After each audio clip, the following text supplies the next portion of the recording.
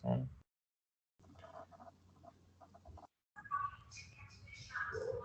avisa aí quando já tá gravando.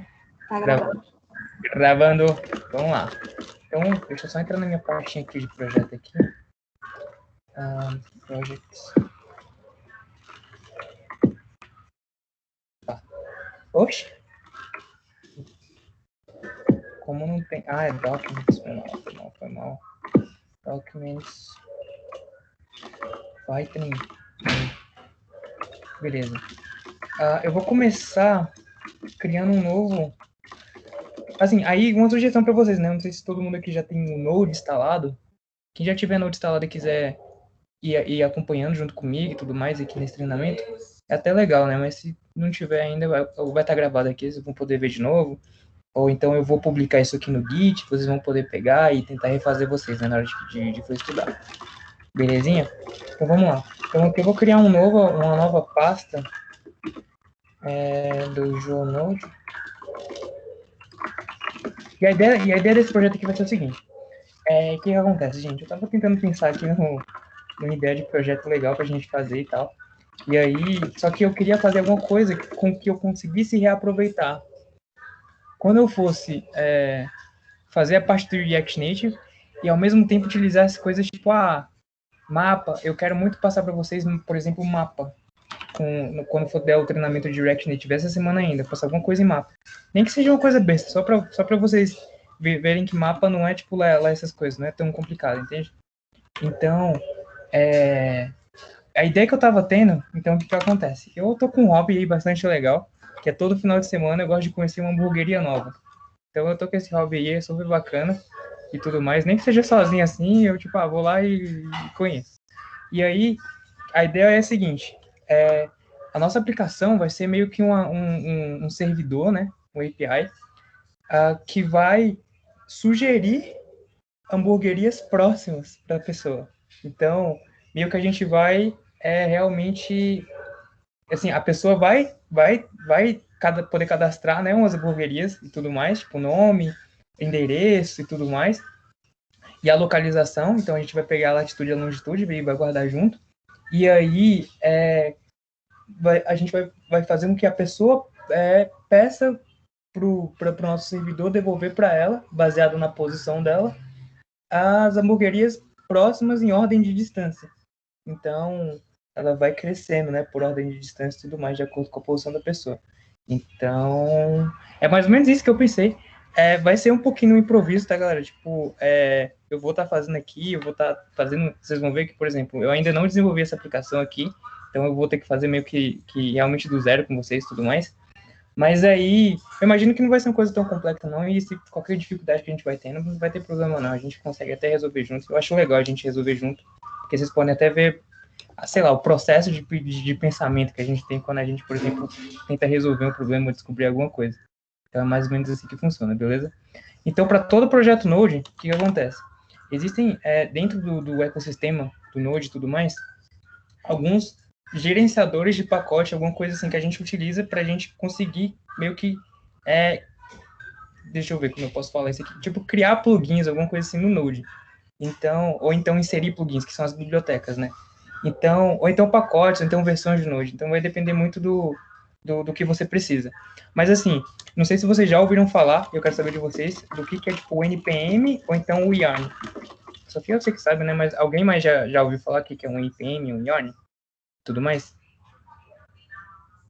Quando mexe com React, para iniciar o programa tem que colocar, né, esse NPM. Eu não sei muito bem o que significa, mas eu já usei. Também. Sim, é porque o React, no fundo, ele é um Node também. Mas você tá certíssimo. Então, o que é o NPM ou o Yarn, né? Eles usam a mesma finalidade, então são coisas diferentes para fazer a mesma coisa. Então, você pode falar que eles são meio que concorrentes. E eles são o que a gente chama de gerenciadores de pacotes, né? Dentro do Node. Então, gerenciadores de pacote é o seguinte, dentro do Node, a gente tem diversos pacotes que a comunidade criam, né? Então, pacotes de código, nada mais é que tipo, a galera teve uma ideia. Deixa eu ver um pacote legal aqui, por exemplo, o Axios. A galera teve uma ideia de pacote, implementou e deixou público para quem quiser usar. E aí o gerenciador de pacotes faz isso para a gente. A gente tem a opção de poder reutilizar alguma implementação de alguma pessoa. O Axios aqui é uma das bibliotecas mais famosas que tem hoje em dia. Você vê que ele tem mais de 4,7 milhões, né, de uso. E assim, não só para isso, o NPM também é uma forma, o Yarn, de iniciar um projeto Node. Então, toda vez que eu quiser iniciar um projeto Node, eu dou um Yarn, menos init, ou Yarn init, menos y. E aí, vocês vão ver que o seguinte, aconteceu algumas coisas aqui, né, depois que eu coloquei o Yarn init. Ele iniciou esse meu projeto, que até então estava vazio, como um novo projeto aqui em Node. Então, pode ver que ele colocou aqui, ó. E ele criou para mim aqui um package.json. E eu já vou explicar para vocês rapidão o que é um package.json, para que ele serve e tudo mais. Mas antes de mais nada, vamos lá. Vou começar a organizar um pouquinho o nosso projeto, né? Geralmente, quando eu crio projetos em Node, o que eu sempre gosto de fazer é o seguinte. Eu crio aqui, dentro da pastinha, um arquivo chamado src. O src é de source, né? E tudo mais. E aqui tem tipo uns arquivos importantes, né, da aplicação. Então, dentro do src, eu crio tipo, ou index.js, né? No caso, a gente vai fazer em JS mesmo. Estava pensando em fazer em TypeScript, mas acho que não vai ter muita tipagem nas coisas que eu vou fazer, então não ia ter muita necessidade de complicar mais. Ou então um server, né? Server.js. No caso aqui, eu vou criar como server.js, sem problema. Beleza. O que ele tá falando aqui? Foi to load estimates. Ah, não, sério. Porque eu não tenho esse lead configurado para esse projeto. Beleza. E aí, o que acontece? Basicamente, o Node em si, ele é só uma forma da gente executar o JavaScript, né? E tudo mais. Então, por exemplo, dá um console.log aqui. E tudo mais. Como essa aplicação já foi, né, executada como... Já foi inicializada como uma aplicação em Node, eu consigo executar qualquer código JavaScript que eu digitar aqui, né? Então, aqui eu vou poder dar um Node, passar o caminho do arquivo, né? src, server, JS. Vocês vão ver que ele executa, né? O IE aqui. Então, eu posso criar uma função, eu posso criar qualquer coisa aqui do tipo, para executar esse negócio aqui para mim. O Node em si, para a criação de API, então, só para ficar bastante claro aqui para vocês também, gente. Um projeto em Node, ele não é somente para criar API. O Node é um ecossistema muito vasto, mas muito vasto mesmo. Então, vocês verem aqui que eu posso escrever qualquer JavaScript aqui, né? E executar. Então, a galera cria muito Node para poder fazer automações. Então, eu posso criar, tipo, um script. Nossa, teve uma vez que eu acho que eu até fiz junto com um cara que faz um script em Node que faz o upload automático para o YouTube. Eu acho que eu não consegui chegar até o final desse trem aqui, mas ele é muito da hora. Esse aqui, ó, robô YouTube. Que ele cria, uma aplicação em Node que basicamente ele faz upload de vídeo para o YouTube. É automático. Você só coloca, tipo, o título do vídeo, ele roda um monte de algoritmo aqui, tipo, por trás de linguagem, de análise de linguagem, não sei o que lá, vai pegar um negócio de texto. Nossa, é muito, muito sinistro. E aí, só para vocês terem uma ideia, o Node, e aí eu quero deixar mais claro ainda, o Node não é só para criação de servidor, mas uma das utilidades do Node é poder criar servidores. Então, é para isso que a gente vai estar utilizando esse projetinho nosso, tá bom? E aí, para a gente criar alguns servidores no Node, o Node em si ele já tem algumas bibliotecas de criação de servidor, como, por exemplo, se eu não me engano, é o HTTP. Cadê de novo o browser que eu fechei? Que é o que acho que é Node HTTP. De HTTP. Aqui. Que dá pra gente criar servidores com Node HTTP, mas, de novo, a galera, ela gosta muito de facilitar as coisas pra gente, né? Então, o que eles criaram? Eles criaram uma biblioteca chamada Express. O Express também cria servidores pra gente, aqui dentro da nossa aplicação, só que a vantagem dele é que ele tem muita coisa já pré-configurada e muitas funções que a gente já pode tipo, sair utilizando, que ajuda muito a gente na hora da gente desenvolver, né? Então, eu acho que o Express é a biblioteca mais famosa para a criação de servidores em Node. E, assim, te falar que 100% dos projetos que eu uso, que eu faço em Node para criar servidor é com o Express. Eu já fiz um ou outro com Adonis também, mas eu não gostei, não. Então, eu geralmente uso só o Express. Dá para ver que ele tem uma popularidade muito boa também, né? São mais de 13 milhões de downloads por semana. Então, você vê, o Express, assim, é uma coisa muito legal de ver quando vocês estão olhando para a biblioteca, tipo, quantas pessoas usam tudo mais, por exemplo, com os commits estão sendo usados. O Express ele é bastante usado. Então a gente vai instalar o Express, né? Então, que nem eu falei, ele é uma biblioteca externa, a comunidade criou e a comunidade disponibilizou para uso, e aí a gente tem a intenção de integrar essa nova biblioteca para o nosso projeto, né? Então, existem duas formas que a gente pode fazer para poder integrar alguma biblioteca externa para a nossa aplicação, né? A primeira é utilizando o Yarn. Eu gosto muito de usar o Yarn, eu sempre uso o Yarn, mas eu já vou mostrar outra forma, que é com o npm também. Você pode fazer yarn install e o nome da biblioteca, né, que no caso é o Express. A outra forma que a gente pode fazer é também com o npm. Então, com o npm install, e aí eu posso instalar aqui também o Express. As duas formas são a mesma coisa da gente instalar alguma biblioteca externa, né? Então, já que eu estou com o negócio instalado aqui, então vamos de npm. Beleza. E aí, instalei. Então, depois que eu digitei esse comando aqui, o meu projeto em Node, ele foi até o marketplace, né, de bibliotecas e tudo mais, e aí baixou todas as dependências de tudo do Express, né, dentro da nossa aplicação. E aí, algumas coisas aconteceram aqui dentro do meu projeto. Eu quero que vocês se atentem a isso. Primeiro, foi criado aqui dentro do nosso diretório do projeto 2 arquivos, né? Na verdade, um diretório e um arquivo novo, né? Beleza. O que são esses arquivos que ele criou automaticamente aqui? Primeiro é o Node Modules. Que nem eu falei para vocês, o que a gente vai estar utilizando quando a gente baixa o Express é, na verdade, implementação de terceiros, né? Então, alguém lá de fora, alguma mente brilhante, teve a brilhante ideia de criar uma biblioteca e tudo mais para a gente usar. Então, quando a gente baixa algum projeto, o que a gente está fazendo, na verdade, é meio que pegando o código da pessoa e integrando ao nosso projeto. E como é que acontece isso, né? Então, depois que a gente instala, então a gente roda o comando, né, para instalar o yarn install. Dentro do Node Modules, isso aqui é uma coisa padrão do Node, então é a convenção do Node. O Node vai procurar o Node Modules, instalar, e vai instalar toda a biblioteca de terceiro dentro dessa pasta aqui, o Node Modules. E aqui vai estar toda a implementação. Mas olha, você pensa comigo aqui, você tá vendo um monte de arquivo louco aqui e tudo mais, e a gente só instalou o Express, né? Por que tipo, a gente chegou um monte de arquivo doido aqui, sendo que a gente só instalou o Express? É porque o Express, geralmente, isso para qualquer lib, qualquer biblioteca que a gente está instalando no nosso projeto, ele vai ter as suas próprias dependências também que ele utiliza.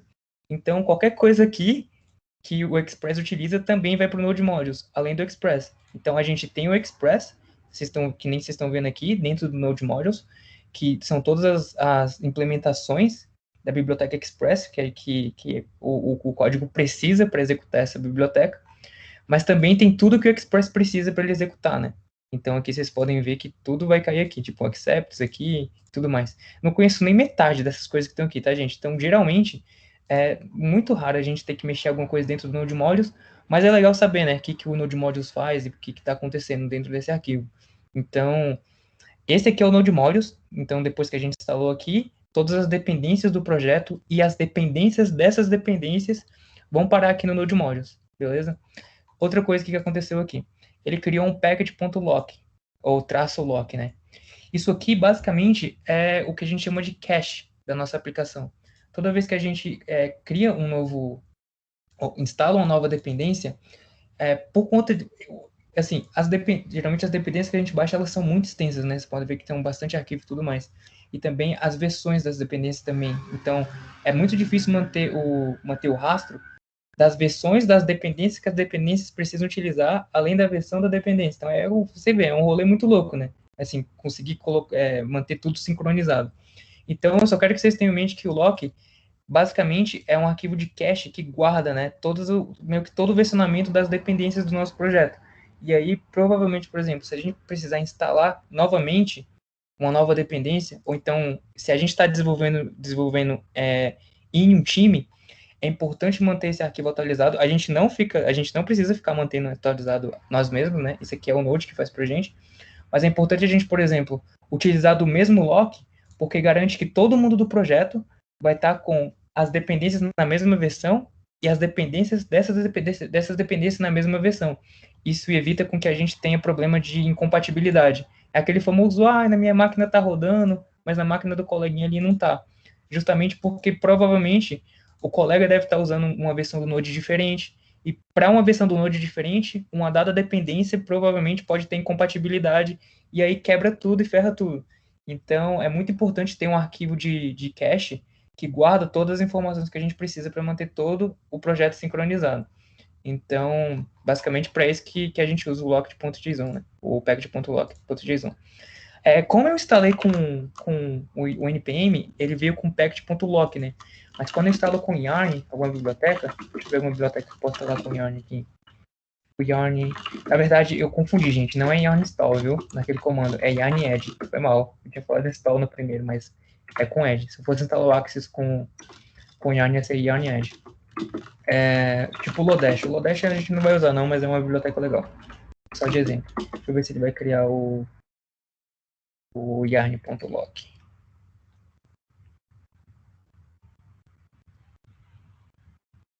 Criou. Beleza. Tá vendo? O yarn.lock é basicamente a mesma coisa, só que a versão do Yarn. Mesma coisinha. Exatamente a mesma coisa, só que com Yarn. E aí, assim, é importante a gente ter pelo menos um desses dois, né? Dentro do nosso projeto. Porque eles têm que se manter atualizados, né? E tudo mais. E quando as pessoas forem começar a mexer, a trabalhar nesse projeto, a gente vai garantir que todo mundo está usando tipo, as mesmas versões de tudo e os problemas de incompatibilidade vão ser menores. Beleza. Além disso, o que aconteceu? Isso aqui vocês não viram porque aconteceu dentro do package.json. Dentro desse arquivo aqui de dependências, eu não sei se vocês viram na primeira vez, mas ele não tinha nada aqui dentro. Então, não tinha nada aqui dentro. O que aconteceu?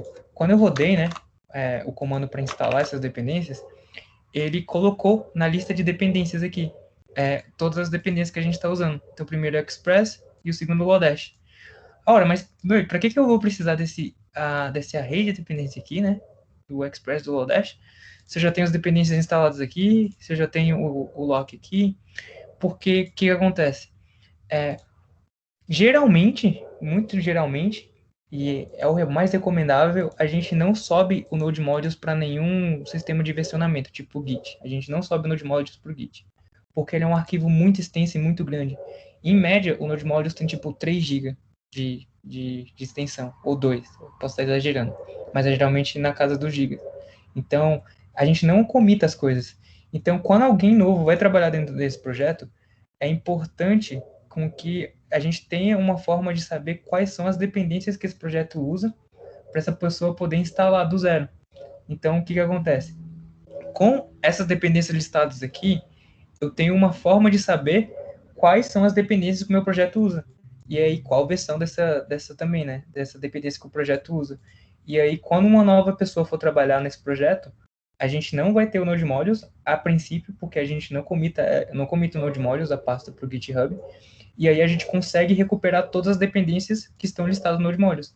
Então, vocês imaginam que, tipo, esse arrayzinho aqui de dependência, array não, esse objeto aqui, que lista as dependências, é literalmente, tipo, como se fosse a planta do nosso, das nossas dependências, né? Que tem tudo, assim, meio só na planta mesmo e tudo mais. Isso aqui realmente é a construção, e é tudo como já está implementado. Então, a gente realmente precisa da planta para construir qualquer coisa, né? E aí a gente sempre vai buscar no array de dependência e buscar tudo aqui. Beleza, minha gente?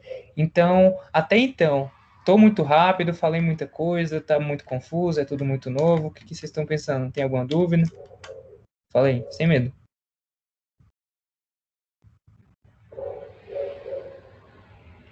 Caí, gente? Eu tô, mano. Tá tranquilão Não, por não. enquanto. Tá tranquilo. Eu tava esperando passar uma moto aqui no fundo, porque, porra. Tá, deu para entender a motivação do Node Modules e tudo mais, e como é que é o esquema com o pack de .json e tudo mais? Tranquilo, né? Tranquilo, mano. Tranquilo. Espero que sim. Vamos lá. Beleza. Então, agora que a gente já começou com os conceitos e tudo mais, vamos começar criando um servidorzinho, né?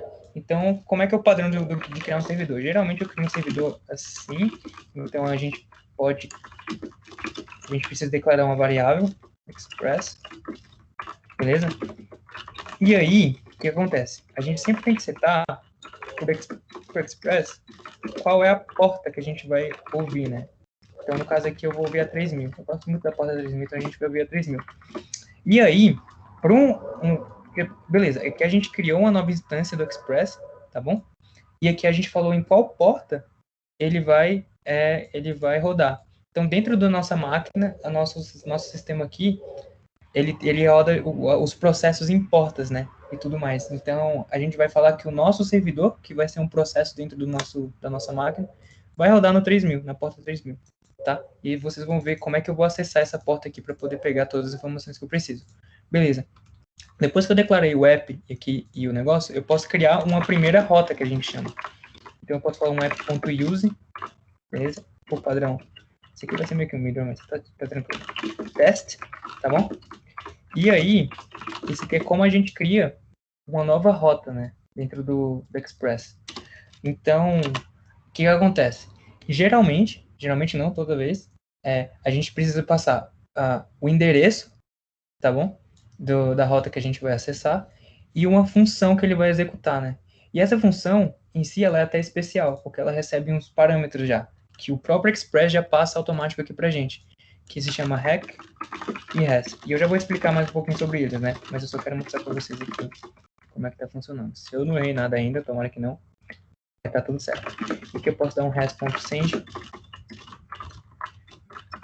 server is running. Beleza? Belezinha. Então aqui eu já tenho. Dá um return aqui, é bom dar um return. Beleza? E beleza, isso aqui é um servidorzinho Express básico, o mínimo, tá bom? Então agora o que eu posso fazer? Eu posso rodar esse arquivo. Então, o próprio server, ele já deu erro aqui, porque eu esqueci de importar o Express. Vamos lá, Express. Então, geralmente a gente precisa importar com o Node, pelo menos na versão que eu estou, ele não aceita nova sintaxe do JavaScript, né? Que é usar tipo import, export, tudo mais. Então, a gente geralmente importa as coisas utilizando o require. Só esqueci de importar o Express aqui que a gente está usando. Então, a gente importa desse jeito, né? E aí usa e tudo mais. E beleza. Sucesso. Vamos ver se eu não errei mais nada aqui. Node. O que aconteceu? Aqui vai parecer que está travado, aqui, como se não tivesse nada. Mas confia em mim, o servidor está rodando. Na verdade, eu posso até passar, acho que se eu não me engano aqui, se eu dar uma olhadinha aqui, eu acho que ele recebe isso, um callback, para falar que o servidor está rodando. Então, aqui, ó. Posso até dar um console.log aqui, só para identificar. Server is running. Aqui, na verdade, server is running. E aqui, server is working. Beleza? Então, esse aqui o servidor está rodando, o servidor está funcionando. Beleza? Só para a gente indicar. Agora a gente vai conseguir ver alguma mensagenzinha aqui, tá bom? Beleza. Então, aqui a gente conseguiu a nossa mensagem. Então, quer dizer que o servidor está rodando com sucesso na porta 3000, tá bom?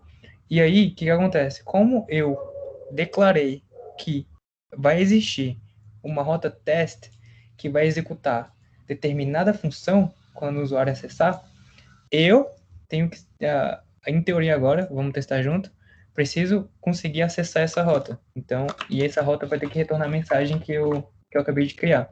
Como a gente acessa geralmente rotas, né, dentro do Express, dentro de qualquer servidor. Como a gente está rodando o servidor na nossa máquina, existe um padrão que é o localhost. Então, basicamente, localhost significa que qualquer servidor está rodando internamente dentro da nossa máquina. Geralmente, por exemplo, quando a gente digita tipo www, alguma coisa assim, isso aqui basicamente é o endereço, né, de algum servidor que está rodando em algum lugar, que algum DNS consegue transformar para esse carinha aqui, né, para o endereço meio que visível. No nosso caso, é basicamente isso. E é a mesma coisa, praticamente, né, e tudo mais. A única diferença é que a gente está declarando, tipo, nossa máquina e a porta. Só que, como não é tão intuitivo, a galera usa um DNS para poder criar um endereço mais amigável, né? Mas beleza, quando eu acesso aqui, ele falou que cannot get. Provavelmente é porque eu criei como use, né? Calma aí. Ponto get. Deixa eu ver se eu colocar com get aqui. Eu achei que o user era para acesso da minha string. Calma aí que eu vou ter que iniciar o servidor aqui desse time. Ô, velho, foi mal, deu certo sim. Eu sou burro, velho. Calma aí. É porque eu não coloquei o endereço, ó. Foi mal, tá certo sim. O que acontece? Isso aqui quer dizer que ele deu certo, tá? Foi mal, eu que vacilei. Melhor, calma aí. Não, calma aí. Então eu vou tirar isso aqui na rota. Barra significa o root, né? Que é essa inicial, tá bom? Então deixa eu usar no root aqui que é mais fácil em vez de ficar criando rota toda. Depois eu crio mais rotas pra vocês verem. Mas ó, no root, que eu mudei, não vai ser mais uma rota teste, o root tem que retornar isso aqui, ó, tá vendo? Service working. Então vamos lá. Ó, vamos lá. Aê, tá vendo? Então o servidor tá funcionando, ele retornou uma mensagem pra gente. E, velho, isso aqui parece ser muito simples e muito besta, mas é muito poderoso, velho, porque agora a gente consegue manipular tudo. Tipo, um servidor, a gente utiliza muita coisa para manipular, por exemplo, um banco de dados, fazer todo tipo de coisa maluca, conta maluca, qualquer coisa que a gente precisa, e deixar tudo bonitinho para um front-end, né? Para a gente poder consumir de uma interface, de um front-end, de uma telinha bonitinha. Então, é muito legal quando você entende como é que tudo se conecta. E basicamente é isso. Quando a gente, tipo assim, quando a gente entra em qualquer site, tá aqui no GitHub, basicamente, tá vendo essas coisas que rodam e tudo mais? O GitHub faz requisição para um dado servidor, esse servidor retorna qualquer informação para o GitHub e o GitHub mostra de uma forma mais, assim, mais intuitiva e amigável.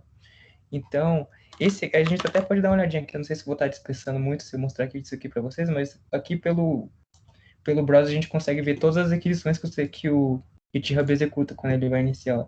Tá vendo? Isso tudo aqui são requisições para servidores que o GitHub executa. Tá vendo? Então aqui ele tem, ó, para puxar os avatares, tá. Cadê um aqui bem legal? Deixa eu ver. GitHub Connect, tá vendo? Para pegar a imagem da galera. Deixa eu ver, ó. Dashboard. Tá vendo? Olha que louco. Isso aqui é o GitHub retornando pra gente. Isso aqui é o dado cru do GitHub. E aí, a interface do GitHub é responsável por pegar esse dado que o servidor do GitHub retorna, tá vendo? E transformar em coisinha bonitinha. Muito louco, né, velho? Putz, é sensacional isso aqui. Eu fico doido quando eu vejo os trem desse. Como é que, tipo, tudo se conecta e tudo mais. É muito complexo, mas, velho, é massa. E beleza. Então, a base é sempre essa. A gente tem uma rota, tá vendo? Que a gente chama. E essa rota, ela executa uma ação e retorna alguma informação para o nosso front-end. O front-end pode fazer o que ele quiser, né? Dentro da nossa aplicação. Então, vamos, por exemplo, criar outra rota aqui, ó. Vamos lá, por exemplo, teste. O famoso teste, né, que eu queria criar desde o começo. Então, this is a test. Beleza. O que acontece? É uma coisa que eu acho que até esqueci de falar para vocês. Toda vez que a gente troca qualquer coisa dentro do nosso código, a gente precisa sempre matar o servidor e rodar ele do zero, né? Então agora a gente vai chegar aqui e vai conseguir ver o nosso teste aqui. Então se eu colocar /teste, que é o novo endereço que eu criei, ele não colocou, eu não coloquei aqui o caminho certo. Calma aí, eu salvei antes de... Não sei se eu salvei antes de trocar ou eu que... Ah, velho, porque esse aqui tá no Midor. Massa, foi mal. Calma aí, então eu vou ter que explicar outra coisa aqui pra vocês. Tá, vou colocar o teste aqui em cima por enquanto, só pra vocês verem como é que funciona, mas depois eu vou explicar um pouquinho pra vocês que problema é esse que a gente teve. Mas ó, se agora eu acessar o teste, beleza, agora isso aqui é um teste, tá? Basicamente o problema que eu tive aqui foi porque ele... Calma aí, deixa eu ver se eu entendi aqui. Eu acho que era pra ele conseguir acessar também, né? Isso aqui, calma aí. Tem algum vacilo aqui que eu tô fazendo, eu acho. Não, tem não. É porque como essa rota aqui é padrão e a barra, ele já pegou como teste, então eu preciso colocar ela primeiro. Mas não se esquenta com isso não, gente. Isso aqui não tem problema não. Isso aqui é uma forma, tipo, muito básica de fazer, por isso que tá dando esse problema besta. Eu vou mostrar agora outra forma de fazer isso aqui e organizar isso aqui, que é muito melhor. E ajuda a gente a fazer, tipo, a separar bonitinho as coisas. Por que eu tô... Opa, calma aí, deixa eu beber água aqui, minha garganta até... Não tem água perto, depois eu busco. Beleza. Mas antes de mais nada, deixa eu só instalar uma dependência aqui, porque o que acontece? Vocês viram que toda vez que eu troco alguma coisa aqui na aplicação, eu estou tendo que matar a aplicação, aí eu tenho que matar, subir de novo e tudo mais. Isso aqui é um saco, né? Para isso, que nem eu falei, a galera gosta de inventar e colocar para a gente poder usar. Existe uma biblioteca chamada Nodemon. Dessa vez instalar com Yarn, Nodemon. Vamos ver. O Nodemon, ele é uma biblioteca que ele instala um listener dentro do nosso projeto, e aí ele assiste por mudanças dentro de um determinado arquivo. E aí a gente não precisa ficar resetando o servidor toda vez, né? Eu estou passando aqui uma flag "-d", porque geralmente o Nodemon não é uma coisa que a gente usa em produção, a gente só usa em desenvolvimento. Não se preocupe com isso agora, isso aqui também não é muito importante para esse conceito de Node, mas basicamente isso aqui quer dizer que o Nodemon a gente vai usar somente em desenvolvimento. Quando a gente publicar, por exemplo, se a gente for publicar esse carinha aqui, o Nodemon não vai pro ar, porque ele não tem necessidade. A intenção é a gente não mudar nada em produção, por favor, não mudem nada em produção. Vamos lá. Agora eu vou instalar. Só um detalhe que agora que eu reparei, gente, eu geralmente, assim, a gente conversa, tá? Eu começo a usar uns termos muito técnicos, né? Vocês entendem, por exemplo, o que é, por exemplo, se eu falo, desenvolvimento, o que é produção, ou então, a galera vai usar muito staging, esses conceitos assim, vocês entendem quando eu falo esse tipo de coisa? Sem medo, viu? Pode falar, eu não entendi nada, então por isso que eu tô perguntando pra vocês. MDS.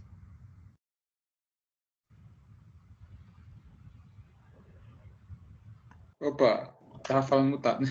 Eu entendo. Você entende? Mas alguém, tipo, não entende? Ou entende também?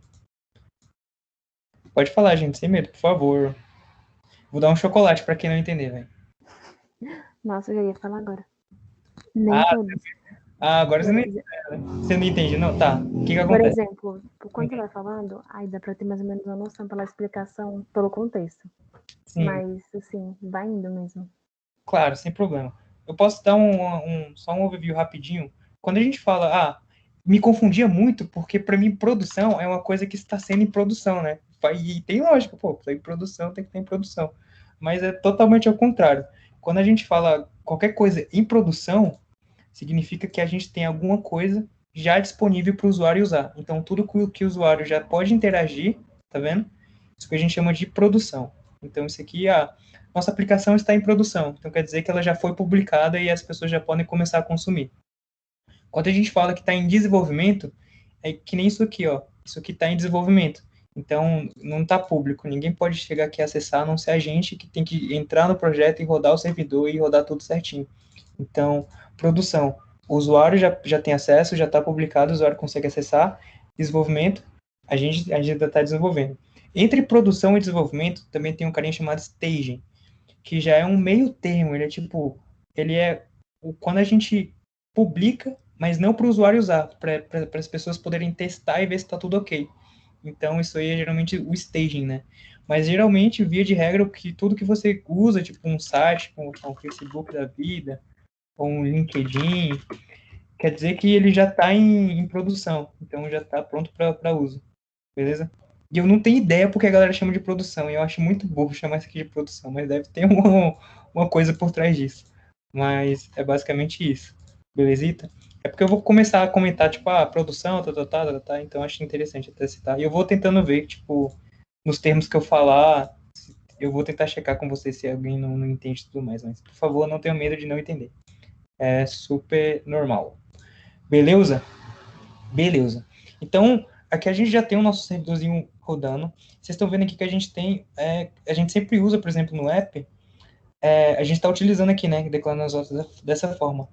Mas a forma mais recomendada da gente criar novas rotas dentro da aplicação de um Node, em Node, justamente porque a gente pode separar, deixar mais organizado o projeto, poder criar alguns métodos e tudo mais de HTTP, é utilizando o que a gente chama de rotas.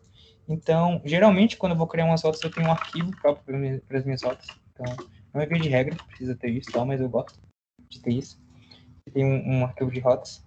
E aí, como funciona a configuração de umas rotas, né? Tá pequeno, gente, o meu VS Code. Calma aí. Vocês estão conseguindo ver tranquilo, né? Mano, eu tô conseguindo ver de boas. Valeu. Tá. Também. Então, require express. Beleza? Tá. E aí, a gente pode criar um novo routes, que é igual a express.router. É uma função, né? Sim, uma função sim. Tá. E aqui a gente consegue começar a declarar as rotas. Então, aqui eu vou declarar algumas rotas, né? E depois eu vou exportar, não exportar, é module.exports, igual a routes. Beleza? E que eu consigo exportar os routes. Tranquilo.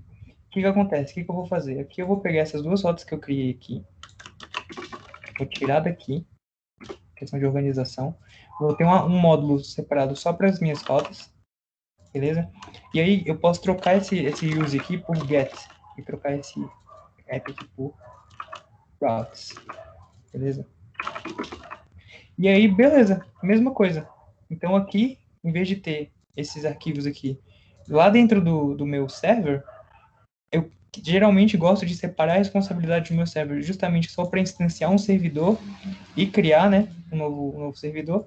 E eu gosto de separar as minhas rotas aqui dentro de um arquivo separado só para rota, né, e exportar. Mas para o Express entender que a gente está usando rotas externas dentro da nossa aplicação, a gente ainda vai ter que importar essas rotas aqui. Const routes igual a require. Aí a gente passa o arquivo, o caminho do arquivo, né? E aí a gente vai precisar aplicar, né, esses routes aqui. Então é .use routes, não route. Beleza. Em teoria a gente já é para conseguir fazer tudo certinho. Mas beleza. Ah, eu instalei o Node, calma aí. E eu não criei o script, foi mal. Tá. Mas, então, mais cedo eu tinha instalado a biblioteca para poder assistir as mudanças do servidor, né? Então, para eu começar a executar essa biblioteca e ela e sempre assistir, né, as mudanças do servidor, a gente precisa fazer duas coisas. Ou a gente vai sempre que precisar rodar, a gente vai rodar com Nodemon. Então, eu sempre vou ter que passar Nodemon aqui, por exemplo. É porque eu não criei como sendo global, né? Eu queria ter criado global. Acho que é NPX, então eu preciso passar o NPX ou yarn Nodemon. E o caminho do arquivo. Então, o caminho do arquivo que eu quero assistir as mudanças, no caso é src, eu espero que seja assim, server.js. Maravilha! Então, o Nodemon, ele já está assistindo as mudanças do nosso servidor. Então, qualquer mudança que eu fizer aqui dentro, então, deixa eu só sair do package.json aqui, porque senão ele vai ficar querendo salvar. Qualquer mudança que eu fizer no nosso servidor, ele vai conseguir assistir. Antes de mais nada, deixa eu ver se a alteração que eu fiz aqui dentro das rotas deu certo. Cadê o browser? Aí. Então, se eu der reload aqui, ó, tá tudo funcionando ainda. Então, quer dizer que deu certo. Então, se eu colocar a rota teste aqui. Então, maravilha. Então, a gente consegue agora separar as responsabilidades da aplicação. Então, a gente tem um arquivo dedicado para as rotas, a gente tem um arquivo dedicado para o servidor. Quando a gente for deixar o web mais complexo, mas eu não acho que a gente vai chegar nesse ponto aqui, a gente vai ter um arquivo só para executar essas funções, né? Que a gente chama de controllers. Isso aqui, quando a gente for pegar pesado no desenvolvimento, eu vou estruturar um projeto, geralmente como eu estruturo em Node para vocês, e aí eu quero que, tipo, vamos todo mundo ali, eu vou estruturar o projeto explicando mais a fundo. Mas como que é o básico do Node, eu não quero passar essas coisas para vocês ainda não, porque já vai ser muita coisa. Beleza? Tá. Só que o que acontece? Vocês estão vendo aqui que para eu rodar esse arquivo, para esse Nodemon aqui, toda vez eu tenho que rodar yarn, Nodemon e passar o caminho do arquivo que eu quero assistir, né? As mudanças. Então, ao invés disso, o que eu geralmente faço, e a galera também geralmente faz, porque eu não inventei isso, alguém fez, eu vi que ele fazia e achei legal, é criar um script. Então, para todo projeto Node, a gente consegue criar atalho. Start. E são atalhos que a gente pode utilizar para criar comando. Então, aqui a gente pode rodar um Nodemon. Então, o nosso comando vai rodar Nodemon. E, por padrão, o Nodemon precisa que a gente passe o caminho do arquivo. Então, é trc.server.js. Certinho? Então, aqui eu posso rodar o arquivo, rodar de novo. Aí, em vez de rodar todo aquele comando aqui, eu posso só rodar um yarn start. E vou lá. Ele ainda roda o arquivo. E agora vocês reparam que se eu fizer qualquer mudança aqui dentro, então, em vez de ser desses teste aqui, vai ser desses sei. Sei lá, vai ser nada então. Já que eu não sei ainda o que eu quero botar. É só rodar aqui, ó. Você vai ver que ele trocou. E eu não precisei ficar resetando o servidor. Então, esse aqui é uma configuração bem basiquinha que a gente usa. Que é um macetezinho que a gente usa aqui para poder ajudar a gente quando a gente está desenvolvendo. Para poder assistir as mudanças do servidor, né? Super legal. Então, beleza. Agora que eu já criei aqui o servidor aqui para vocês, então a gente já está começando a evoluir, né? Nosso servidor começou basiquinho. A gente já separou ele entre rotas aqui. O que a gente pode fazer agora é começar a criar mais métodos, né, pra gente aqui. E para isso, eu quero explicar para vocês uma coisa do servidor, que são os verbos HTTP. Visita. Então, verbos HTTP. São basicamente, se eu não me engano, 5. Get. Como é que eu vou colocar? Comentário. Aí. Get. E você já deve ter ouvido, nem se vocês não mexeram, mas provavelmente já podem ter ouvido sobre ele e tudo mais. Get, post, put ou patch. Ou como é que põe um. Como é que põe um contrabarra aqui mesmo, velho? Já esqueci. Vírgula patch. E um delete. Deixa eu ver se não estou esquecendo algum. Acho que não. Beleza. Mas antes de começar aqui, gente, tem alguma dúvida? Ou tá tudo tranquilo? Fala aí. Dou-lhe uma. Dou-lhe duas. Tranquilão? Maravilha. Tá, beleza. O que acontece, galerinha? Deixa eu ver como posso explicar isso aqui legal para vocês. Quando a gente cria um servidor, é interessante para a gente saber qual é a intenção da pessoa, né? Quando a gente quando a pessoa vai consumir o nosso servidor que a gente está criando. Então, o que acontece? Geralmente as pessoas, que nem eu dei o exemplo aqui para vocês, né? As pessoas podem consumir os dados vindos de um servidor. Cadê o... Aqui. Podem consumir os dados vindos de um servidor, ou então eles podem mandar algum dado para o servidor, né? Por exemplo, quando eu crio um novo repositório aqui no Git, onde é que eu posso criar aqui? Um novo repositório aqui no Git. Então, eu estou, na verdade, mandando informação para o servidor e tudo mais. Então, uma forma que a galera estruturou para poder rolar essa conversa com o servidor de uma forma muito mais estruturada é realmente criar os verbos HTTP, que indicam, por exemplo, qual vai ser o tipo de interação que a pessoa que está consumindo o servidor vai ter com o nosso servidor. Então, cada verbo aqui do HTTP realmente só uma descrição do que a pessoa quer fazer com o nosso servidor. Então, tipo, eu vejo que é muito mais semântico, né, do que realizar tipo, qualquer ação semântica. Eu quero dizer que, tipo, eu posso fazer um post e retornar uma lista, por exemplo. Mas já vou explicar isso para vocês. Que isso é uma função do get, por exemplo. Mas é muito mais legal usar um post, porque isso aqui fica muito mais semântico e muito mais estruturado. Então, realmente agora pensar fora da caixa, né? Realmente ter uma forma boa de estruturar um projeto para que ele possa tipo, crescer e não dar problema. Então, o que é cada verbo desse aqui, né? Então, que nem eu falei, cada verbo indica uma ação que o usuário deseja realizar com o servidor. Geralmente, get é tipo retornar, né? É quando a pessoa quer retornar alguma coisa do servidor. Retornar algo do servidor. Então, seja tipo um item só ou uma lista de itens, o get sempre vai retornar alguma coisa do servidor. Então, realmente, quando eu quiser retornar alguma coisa do servidor, o método que eu vou utilizar para chamar é o get. Por padrão, vocês estão vendo que eu estou consumindo aqui sempre no browser, né? Quando eu coloco um caminho aqui dentro de um browser, ele vai ser sempre um get. Sempre. Então, por isso que eu consigo ver aqui. Mas se eu criasse uma rota aqui, vamos lá, utilizando outro verbo, por exemplo, um post, eu vou criar aqui teste2, por exemplo. Se eu tentar acessar esse teste2, vocês vão ver que eu vou ter essa mensagem aqui, indicando que eu não tenho essa rota dentro do meu servidor. Então ele falou que no canal get teste 2, né?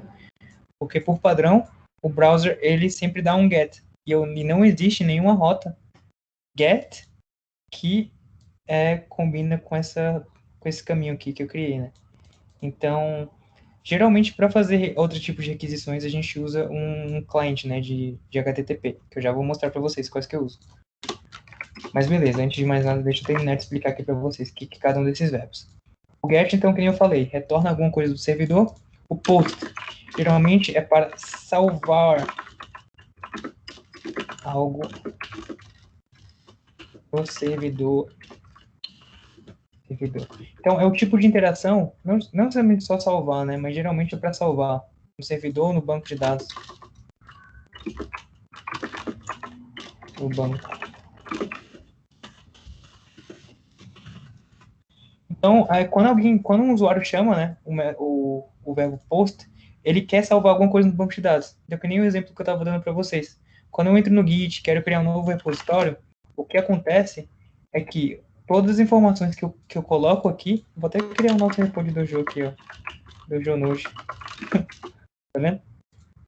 E aí, o que acontece? Eu estou mandando essas informações que eu estou criando para o servidor, e o servidor está salvando em algum lugar, um banco de dados ou qualquer coisa assim, para poder eu ter o acesso novamente, mais tarde. Então, quando eu salvo alguma coisa, eu chamo pelo post, né? Quando eu quero pegar os dados desse servidor, eu chamo pelo get, beleza? O put e o patch, ele é para a gente atualizar dados em um servidor. Então, por exemplo, vamos supor que eu criei esse novo projeto meu aqui, né? E eu queira mudar o nome dele. Então, geralmente a gente vai em settings. Geralmente os sites oferecem uma interface bem bonitinha, né? Mas tá vendo aqui que eu tenho essa opção de rename? Aqui. Então, rename aqui no nosso projeto. Então, em vez de colocar o nome aqui, ó, é ps/mds.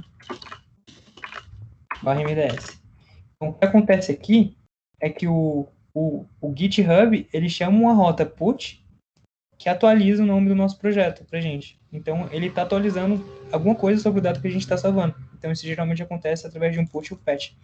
Geralmente, o put e o patch é para atualizar, mas a diferença entre os dois é que, geralmente, eu acho que, se eu não me engano, o put, e me falha a memória agora mesmo, mas o put é para poder atualizar um item só, ou, tipo, só uma propriedade de um item que você está querendo... É o contrário, é o contrário. É o contrário, né? Não, É o valeu. patch.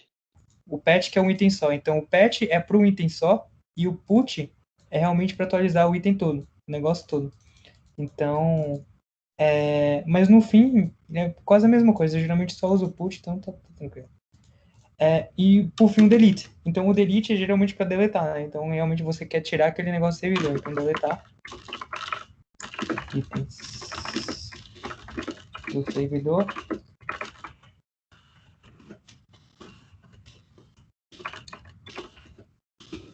Então, para deletar itens do servidor, deixa eu ver que horas já são, tá?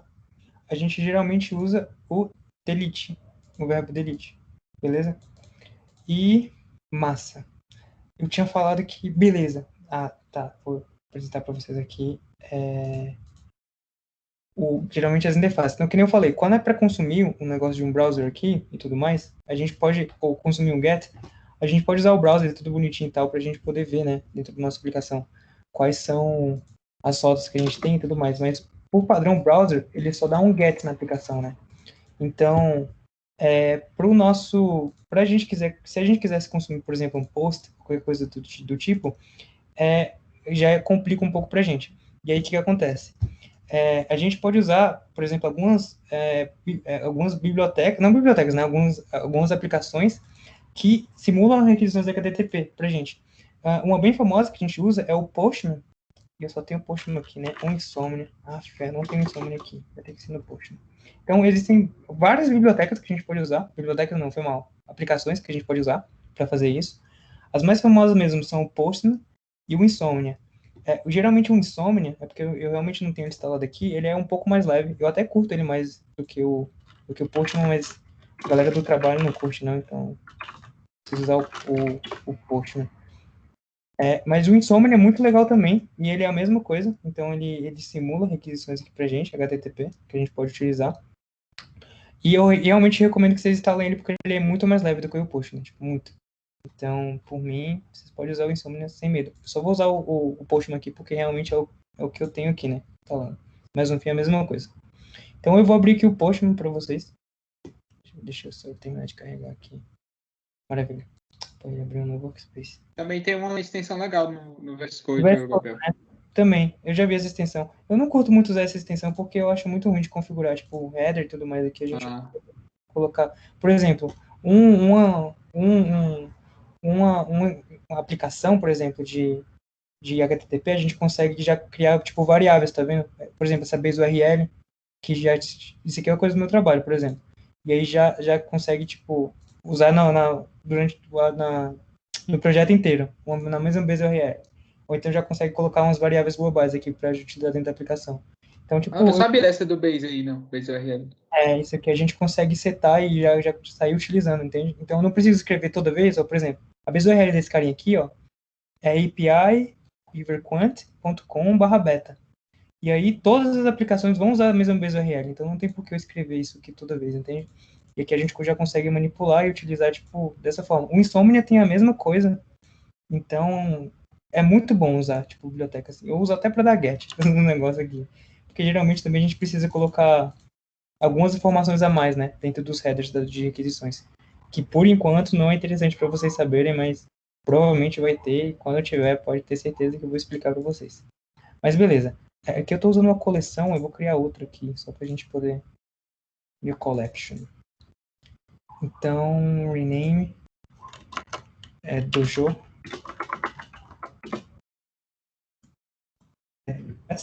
e aqui a gente consegue criar nossas requests, né, então aqui realmente eu posso pegar aqui no request, vou chamar essa request aqui de teste, que vai ser nossa de teste. Beleza?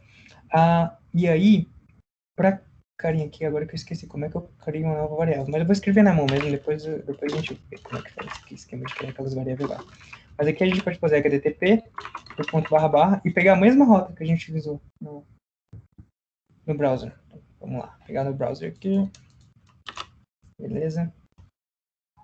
Mesma rota. E aí, se eu chamar a mesma rota, ele dá o mesmo resultado, tá vendo?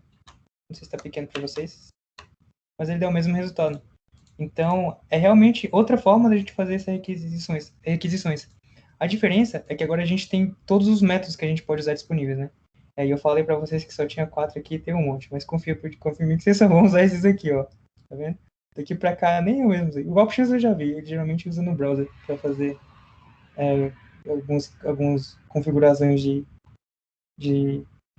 acesso e tal, mas geralmente o que a gente vai usar é sempre isso aqui, ó. Esses restantes aqui esquenta não, beleza? Nice. Então vamos mostrar aqui para vocês então.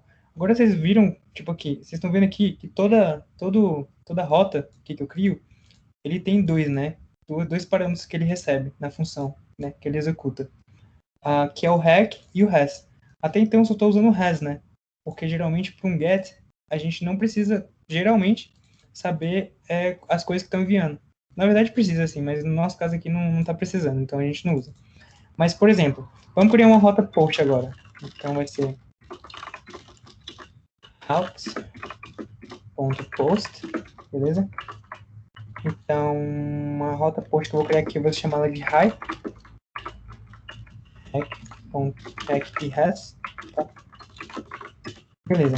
E agora, eu consigo, como eu falei, com post a gente envia dados para o servidor, né? Então eu consigo recuperar os dados que a pessoa envia para o servidor, né? Então, o que acontece?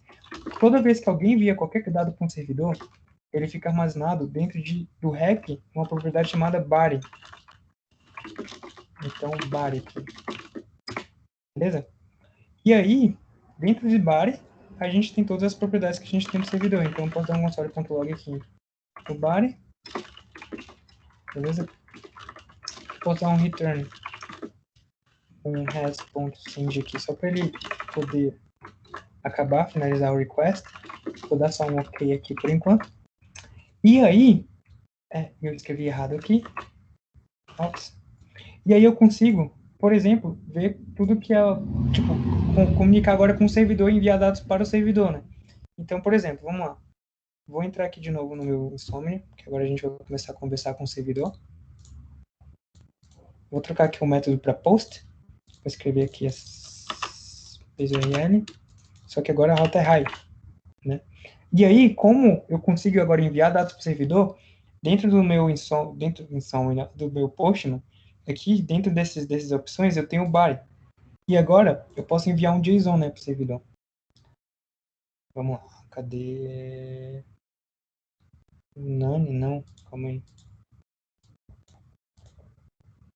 Form data raw, raw, beleza. JSON, isso. E agora, beleza. E agora eu vou poder enviar informações pro servidor. Em geral, a gente envia sempre um JSON, né, no servidor. Tudo mais com as informações que a gente precisa. Então, por exemplo, eu vou enviar aqui um name. E aqui eu vou enviar tipo para Gabriel, beleza? Então, o que vai acontecer aqui? Ó? Se eu dar um enter aqui, ele vai ver que ele deu um OK. Então, ele retornou o OK aqui para mim. E aí, cadê o discovery? Como eu dei um log aqui no body, e o que aconteceu? Calma aí. Ele veio undefined, tá vendo? Por que ele veio undefined? Eu já esperava que ele visse undefined, tá, galerinha? Então, isso aqui era só pra pegar vocês. Brincadeira. Não, é assim, deixa eu ver. O que aconteceu? Em teoria, o nosso servidor Express ele não está preparado para receber um JSON, beleza? O que a gente precisa fazer? A gente precisa declarar aqui dentro dos nossos middlers aqui. Depois eu explico o que é um middle, mas esse aqui basicamente a gente fala quais são as coisas que o servidor vai utilizar, né? Um plugin aqui, não um plugin, né? Vou falar que tipo, usa JSON aí, vai. Tipo, você pode usar JSON, usa aí, alguma coisa assim. Eu acho que é assim que usa, quase certeza. E agora, vamos ver. E agora, provavelmente eu vou conseguir mandar JSON pro servidor, então vamos ver. Beleza, ele deu OK de novo. Vou voltar aqui. Vai ver undefined, calma aí. Deixa eu ver aqui o que ele deve ter feito de errado. Ah, tá, eu tô colocando o Express antes de routes. Tem esse esquema mesmo, viu, gente? Tipo, do Node, ele, tipo, a primeira coisa que você usa vai ser a que vai ser aplicada primeiro. Então, por exemplo, nesse caso aqui, eu coloquei routes antes do JSON. Então, depois que ele executar o routes, que ele vai pegar o JSON. E aí é como se ele não existisse para o routes, entende? Então, tem essa questão de meio que de prioridade em si. Então, já que eu quero que o routes entenda, né, que o nosso servidor vai entender comunicação via JSON, então eu preciso declarar routes depois do JSON. Então, aqui, beleza, agora tem que dar. Se não der, ferrou. E aí, voltando aqui. Ufa, tá vendo? Então aqui, ó, ele já conseguiu recuperar o que eu mandei do meu servidor, beleza? Na verdade, do meu cliente aqui, da minha aplicação. Então, beleza. Então aqui eu já criei algumas rotas, e até então eu tô só explicando as coisas, tá, gente? Nem comecei a aplicaçãozinha que eu tava imaginando para hoje. Mas é geralmente essa a intenção. Então, geralmente, se eu quisesse mandar um put, junto com o put a gente manda, por exemplo, vamos lá, routes.post.put.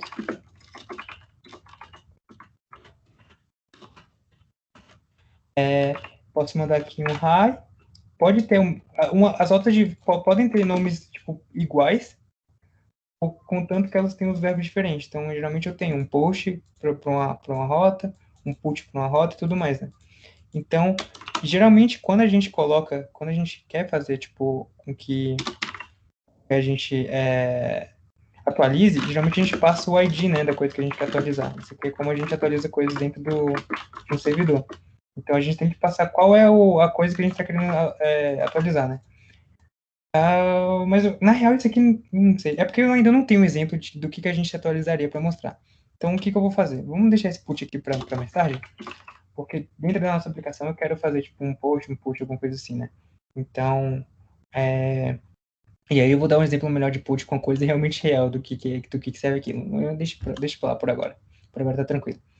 Então, agora que, por exemplo, eu coloquei aqui que o nosso servidor vai começar a usar JSON, agora eu posso até retornar JSON, né, para nossa aplicação. Então, em vez de retornar string, geralmente as aplicações eles não têm muito uso só para string, né? Eles querem tipo uma estrutura de dados completa. E aí o JSON, tipo, é uma estrutura de dados perfeita que a gente pode usar, né? Então aqui eu posso utilizar, tipo, name, e aí eu posso pegar o name aqui, body.name, porque eu estou mandando um objeto, né, com name. E aí ele deve retornar exatamente o mesmo objeto que eu passei, né? Mas aí ele está mandando, agora o servidor que está retornando pra gente. Ou então eu posso retornar, tipo, não, pode ser só name mesmo, vamos lá. Então já que eu atualizei aqui, quando der o OK, agora ele retornou, tá vendo? Um objeto pra gente. E essa é a essência de um servidor, de qualquer servidor, na verdade, né? Então, realmente ele vai fazer alguma manipulação de alguma coisa e tudo mais. E aí, então a gente pode até... Não, deixa eu falar. Eu ia fazer besteira aqui. Mas então, ele vai fazer a manipulação de alguma coisa dentro do servidor e tudo mais, e vai retornar o dado para o front-end consumir. E aí o front-end vai mostrar bonitinho todos os dados que a gente precisa. Tá vendo? Dessa forma aqui. Bem legível e bem legalzinho. Tá certo? O que eu gosto geralmente de pensar, né? E tudo mais, quando vocês, para vocês que estão em MDS e tudo mais, que vão ter contato, por exemplo, com os dois. Geralmente, em MDS, isso foi o meu caso, por exemplo, você consegue perceber qual é a área que você tem mais, tipo, interesse, ou qual área que você gosta muito mais de mexer, entende? Então, é a chance de você ter contato com tudo. Então, o que eu recomendo vocês, que a gente vai começar a mexer nas coisas de MDS e tal, é realmente reparar qual é realmente... eu gosto mais de mexer no front-end, tipo, desenvolver as telas e tudo mais, eu gosto mais de desenvolver o back-end, fazer toda a lógica e tudo mais, sem problemas. O que eu recomendo para vocês tentem mexer em tudo, tentem ver, tipo, o que você realmente gosta mais de fazer, tem mais afinidade de fazer, e aí, dali para frente, provavelmente vai ser o que você vai estar trabalhando no futuro. E, que nem eu falei, o meu MDS, ele foi desenvolvendo aplicativo. E hoje eu trabalho desenvolvendo aplicativo e sempre gostei de fazer. Então, eu me descobri em MDS. Então, minha dica para vocês fique atento e tudo mais, tenta mexer em tudo, tenta ver realmente o que você gosta de fazer, né? Porque essa é a hora e vai ser, tipo, meio que, não crucial, né? Claro que tem como trocar se você, ou redescobrir e tudo mais. Mas é uma oportunidade muito massa de você, tipo, botar a mão na massa em tudo e ver realmente o que você gosta de verdade, entende? Então, beleza. E aí, agora que eu acho que eu dei todos os conceitos básicos aqui para vocês, de Node, não sei se estou esquecendo alguma coisa importante. Eu ia explicar um middleware, mas não sei. O middleware aqui a gente não vai ter uma utilização muito grande. Quando a gente for desenvolver nossa aplicação, provavelmente a gente vai ter que fazer tipo uma autenticação do zero, ou usar alguma coisa já pronta, mas de qualquer forma a gente vai estar usando o middleware. Naquele momento eu vou explicar para vocês como funciona o middleware, para que a gente usa o middleware. Por agora acho que não é interessante não. Tá, eu vou apagar isso tudo aqui que eu fiz, beleza? E vou criar aqui uma aplicação relativamente simples pra gente, mas que já vai ser o suficiente, que vai meio que botar tudo que a gente fez aqui em prática, beleza? Então, o que vai ser a nossa aplicação? Como eu falei, eu quero realmente ter uma aplicação que vai me retornar sugestões de restaurantes, né? Restaurants. Aqui, beleza. Massa. Então, o que eu vou fazer aqui? Eu vou definir uma variável aqui, global mesmo, e essa variável aqui ela vai ter um array de objetos, né? Vou digitar um exemplo primeiro, fica mais fácil. E aqui vai ter um array de restaurantes mesmo. Então, um restaurante vai ter um nome, vai ter um endereço,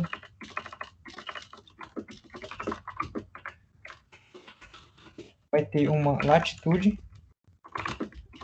que vai definir onde o restaurante está com a gente, e uma longitude, que vai ser a longitude do restaurante, né? Beleza. E aqui a gente consegue, deixa eu só duplicar aqui, colocar acho que uns 3. Aqui eu vou colocar, sei, um restaurante que eu gosto muito, um que eu fui agora, acho que é Vila Tarrego, muito bom, recomendo. Vou pegar a localização dele já já. Outro que eu gosto mesmo, de hamburgueria. Gosto muito do Rico Burger, acho que o Burger é muito bom. E outro que eu gosto aqui, pode ser um aqui da minha cidade que se chama Nerds Burger.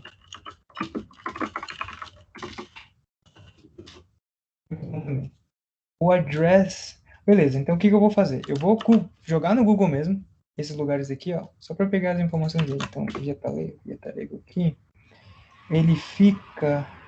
O endereço é esse aqui, só pra gente ter um dado mais real. Massa. E aqui tem um macetezinho aqui, ó, que se eu entrar no mapa aqui, ó, vamos lá, bem aqui, ó, tá vendo? Eu tenho uns dados aqui, tipo, -15, tá. Esse aqui é a latitude e longitude do lugar. Então, vamos pegar aqui. Então, deixa eu só passar aqui para eu passar limpo. Latitude é essa aqui, do lugar. A longitude é essa aqui. Beleza. Massa. Agora o Rico Burger, vamos ver onde fica aqui. E as informações dele também, só para ficar uma coisinha bonitinha. Não, Rico Burger. Aqui. Vamos lá. Esse aqui é o endereço.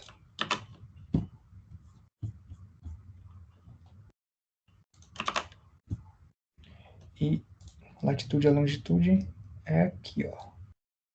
Bem aqui. Ó, opa. Bem aqui. Beleza. Botar aqui.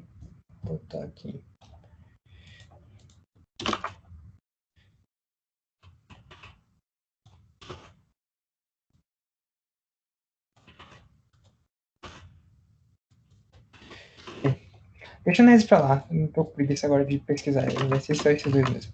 Tá. Então, o que eu vou fazer? Eu vou criar algumas rotas pra gente poder, por exemplo, poder retornar essa lista de restaurantes, adicionar um novo restaurante para essa lista, alterar um restaurante dentro dessa lista aqui, ó, tá vendo?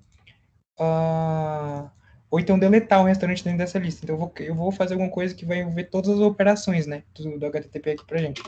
Então, por exemplo, aqui, ó, antes de mais nada, eu vou dar um ID também para cada um desse aqui. Geralmente, quando a gente salva alguma coisa no banco de dados...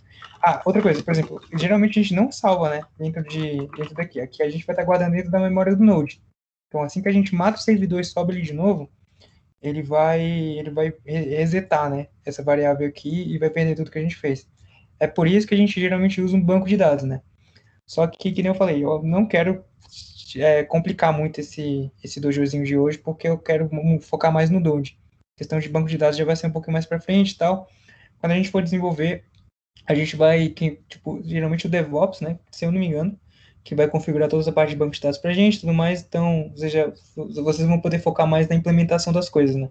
Então, vamos focar mais nessa parte. Então, por isso, eu vou criar aqui essa variável mesmo, mas isso aqui geralmente não, geralmente, fica salvo em um banco de dados, persistência, né? Porque toda vez que um servidor reiniciar alguma coisa assim, ou qualquer coisa do tipo, ele está salvo em um lugar, né? Seguro e tudo mais.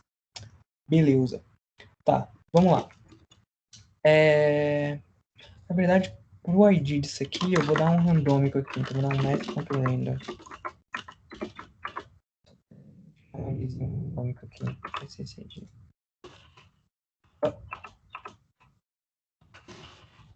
Esse math.random aqui, ele gera um número muito aleatório, tipo decimal. Pô, isso aqui não é um número. Tipo um número aleatório, decimal. De um monte de casa. Eu nem sei quantas casas de cabeça tem. E aí é muito difícil que ele duplique. A ideia do ID é sempre ser único. Então, o ID é um identificador único, né? De cada item aqui. Então, com o math.random é muito difícil ele repetir, né? Porque ele realmente tem muita casa decimal. Beleza. Então, vamos primeiro criar a nossa primeira rota. Vamos dar um routes.get. E aqui a rota que eu vou criar é o restaurants. Basicamente, essa rota, essa bhack-res, ela é bem simples. A única coisa que ela vai fazer é dar um return pra gente, res.json, nossa rede de restaurante. Beleza? Então, geralmente é isso. Então, vamos testar. Vamos ver se deu certo. Vamos começar básico. Então, aqui, salvei, né? Restaurants. Se ele vai retornar, porque eu tô passando um JSON, né? Ó, ele deu 404. Eu acho que é porque é um post, né? A gente criou como get. Vamos lá. Maravilha! Tá vendo? Então deixa eu só expandir aqui um pouco para vocês verem melhor. Isso aqui é literalmente o array que eu criei. Aqui, ó. Tá vendo que eu retornei? E o math.random aqui, ele gerou, tá vendo? Tanto de casa decimal, o número decimal aqui pra gente, aleatório. Tá vendo? Esse número decimal é de 0 a 1, geralmente, e ele tem esse monte de casa decimal aqui mesmo. Então, geralmente em banco de dados é mais seguro a gente criar com ID randômico do que com ID sequencial. É uma forma de você assegurar, porque qualquer pessoa que saber um ID de um item aqui, provavelmente ela vai ter acesso a um ID de outra coisa. E fazer alguma coisa no nosso banco de dados é fácil. Beleza? Mas beleza, então aqui a gente conseguiu retornar, então essa intenção que é fácil, retornar e tudo mais. Cadê? Aqui. Tá. O que eu quero fazer agora? Por enquanto, se der tempo, vou colocar um to-do aqui, quero retornar próximos.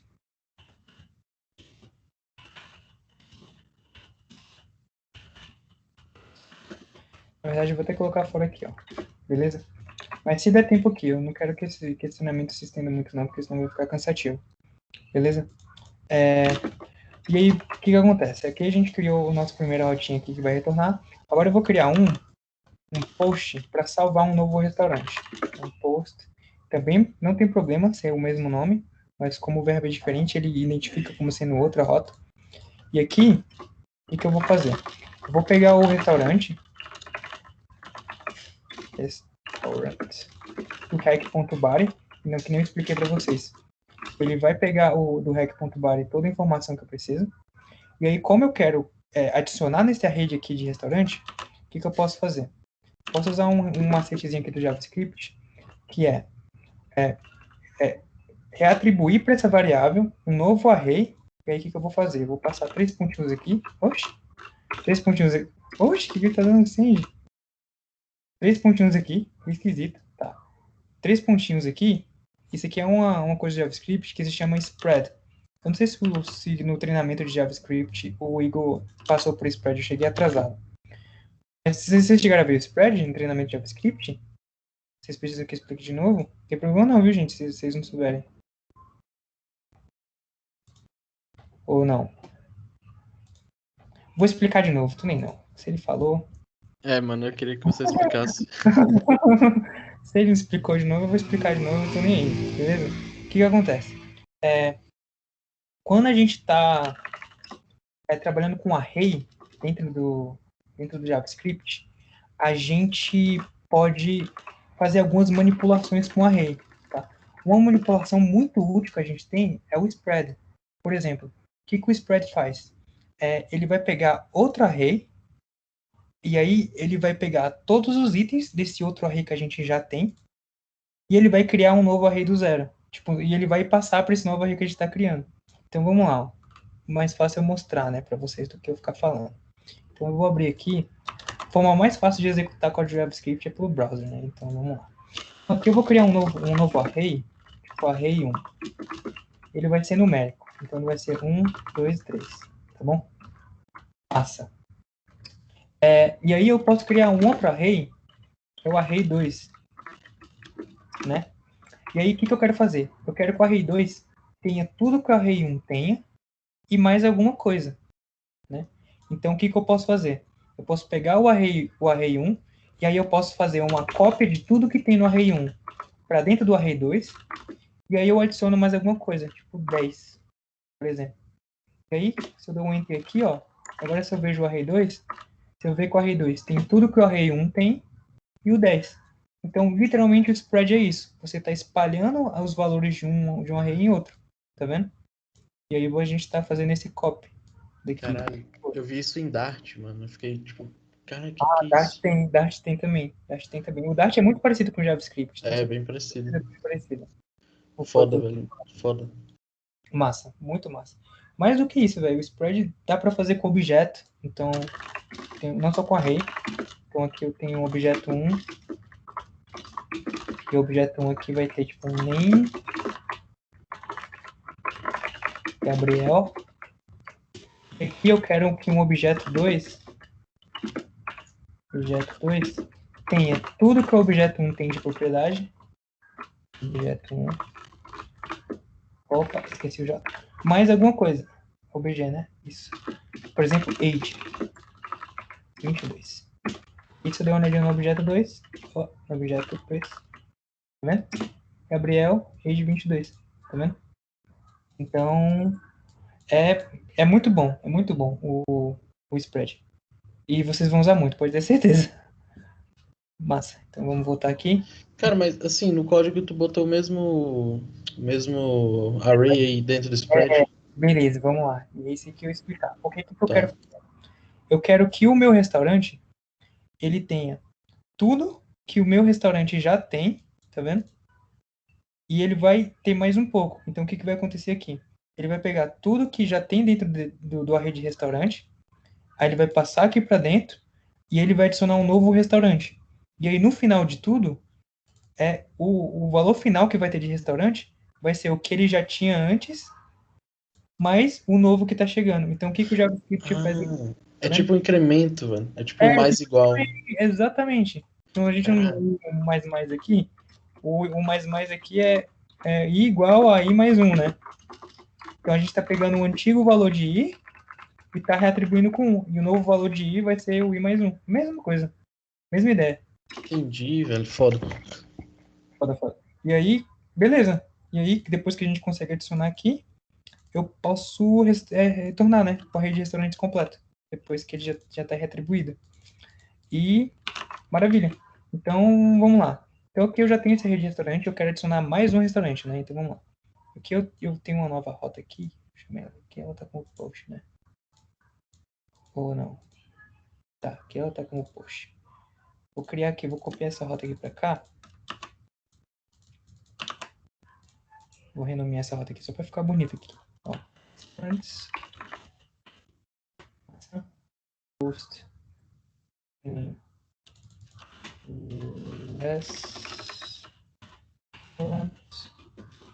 Esse aqui vai ser nosso post para a roda de restaurants. Massa. Então, ele tem esses dois aqui, certo? E aí eu posso chegar aqui no body. Deixa eu só copiar aqui um para usar como base. E aí, vamos lá. O ID desse novo aqui, o que acontece? Geralmente, quem cria o ID pra gente não é tipo a pessoa que tá criando. Geralmente quem cria o ID pra gente é o servidor. Então a gente deixa o servidor o papel de criar o ID. Então o que eu vou fazer? Vou tirar o ID daqui, beleza? Deixa eu voltar no meu código. E aí o que eu vou fazer? Para esse restaurante aqui, eu vou chamar isso aqui de body. E aí eu vou criar aqui a variável de restaurante. E aí, ó, o spread de novo que eu vou usar. Const. O restaurant. Vai ser igual. Só que o restaurant é um objeto. Então ele vai ser tudo que tem. Véi, por que ele tá fazendo isso aqui no... Esquisito. Depois eu vou ver porque ele tá dando esse skin doido aqui. Mas beleza. Eu quero tudo que tem que vai vir dentro de body, beleza? Então tudo isso aqui que vai vir dentro de body vai vir aqui dentro do meu restaurant. Só que eu quero um ID. E aí o ID que eu vou criar vai ser o mesmo esquema, com math.random. Beleza? E aí eu salvo esse restaurante aqui, tá vendo? E aí a gente está atribuindo o servidor que está atribuindo um ID para o novo item que ele está criando. Maravilha. Então, aqui eu estou criando esse novo restaurante aqui, que eu vou chamar aquele... Agora é o Nerds. Nerds Burger. Visitem. Maravilhoso. Na real, ele era ruimzinho assim um tempo atrás, mas depois ficou bom. Deixa eu pegar o endereço dele rapidinho aqui, só pra ficar... Nerds Burger. Esse é o endereço.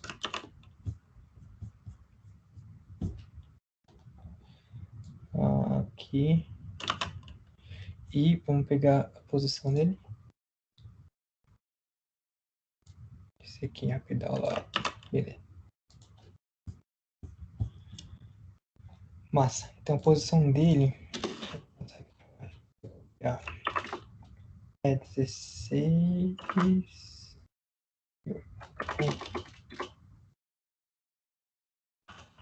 Bem, agora se eu salvar aqui via Tarego, Rico, Netsburg, tá vendo? E aí ele até gerou a dica como última propriedade, né? Porque eu coloquei por último, mas não faz diferença não. E aí ele salvou, tá vendo? Ele salvou no nosso servidor aqui o nosso nerdesbug. E aí, se eu der um return aqui no get, vocês vão ver que ele vai retornar os 3 que a gente acabou de criar. Maravilha. Então é para isso que serve um post. Então a gente tem um objeto inicial e a gente quer incrementar. Então, cara, se eu colocar 10 nerdesbug aqui, ó, vamos lá, fazer um monte de request. E aí, vocês vão ver que vão criar um monte de nerdesbug aqui, tá vendo? Então, essa geralmente é por isso que a gente, geralmente essa é a intenção. Então essa é a conversa que a gente tem, essa comunicação que a gente tem com o servidor. A gente fornece os dados, o servidor salva, quando a gente precisar retornar, a gente retorna, beleza? Agora vamos supor que vocês viram que eu criei um monte de nerdbug aqui, né? E eu não quero esse tanto. Então eu quero excluir. E aí, que nem eu falei, calma aí que esse aqui é o get, né? E eu não dei o request que eu vou pegar, tá vendo? Então eu dupliquei um monte de coisa aqui que eu quero excluir. Então o que a gente pode fazer? A gente pode criar um delete. Então a gente pode chegar aqui,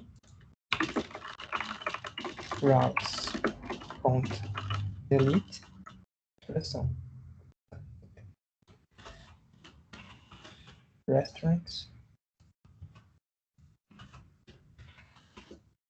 Beleza. E aqui eu vou dar um has. Só que o que acontece? Quando a gente tem um delete aqui dentro da nossa aplicação, que nem eu falei, a gente precisa identificar o que a gente precisa deletar. E é por isso que eu criei um ID para os nossos objetos. Porque é um identificador. Então, quando eu for criar a rota de delete e passar a rota para o delete, e utilizar a rota de delete, eu vou informar para essa rota aqui qual é o ID do carinha que eu quero deletar, né? O identificador. Então, como é que a gente faz geralmente, né, no Express? Aqui a gente cria um outro carinha aqui, ó, que é uma barra, 2 pontos, ID. E aí, com esse ID aqui, ó, o que esses 2 pontos faz? O Express entende para mim que eu posso passar qualquer valor para cá, tá vendo? E esse valor vai ser o ID. E aí eu consigo recuperar esse ID por uma propriedade chamada hack.params. O hack.params, ele vai vir com um objeto com todos os parâmetros aqui da rota, beleza? Então ele vai vir com um objeto assim, ó, tipo ID, o ID que eu passei. No caso vai ser um número todo feio, né? Então, para eu poder utilizar tipo, o ID daqui, eu posso colocar parameters.id, tá vendo? Mas tem uma coisinha muito melhor no JavaScript que se chama desestruturação. Tá vendo que eu consigo tipo, consumir hack parameters.id e ele vai ter o mesmo nome desse carinha aqui? Então, o que eu posso fazer? Eu posso tirar esse ID daqui e eu posso fazer isso aqui, ó. Isso significa que eu estou buscando dentro do hack.params uma propriedade chamada ID. Então, no fim das contas, o JavaScript vai fazer tipo isso para mim. E vai atribuir para essa variável aqui, tá vendo? Aulas cria, tá vendo? Essa estruturação é muito massa. E é muito legal também, muito. E beleza. Então eu peguei o ID aqui eu vou pegar o ID, né, que eu vou mandar pro servidor. E aí eu quero excluir ele da minha listinha aqui, tá vendo? E aqui a gente vai começar a botar em prática, nossa, muito maravilhoso. A gente tá botando até em prática coisas do JavaScript, né, que a gente estudou em dois dias passados. Então, o que eu vou fazer aqui? Eu vou dar um new restaurants list aqui. E o que eu vou fazer? Eu quero retornar dessa lista de restaurantes aqui. Na verdade, eu nem preciso criar como new, não. Eu posso fazer a mesma coisa do outro e reatribuir. O que eu vou fazer? Eu vou pegar o restaurante que eu tenho.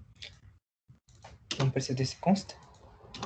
Vou reatribuir, só que ele vai ter... Só que eu vou dar um filter aqui, porque eu quero remover, né? Retirar alguns restaurantes daqui.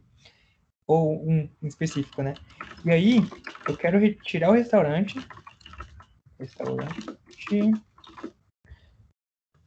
Então, o restaurante que tem um ID... Eu só quero o restaurante que tem um ID diferente do ID que eu passei.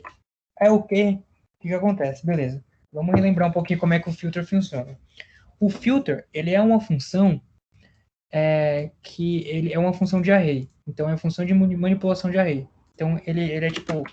Hoje em dia a gente usa muito o map, tem o for each, tem o reduce, for each, o reduce e tudo mais, né?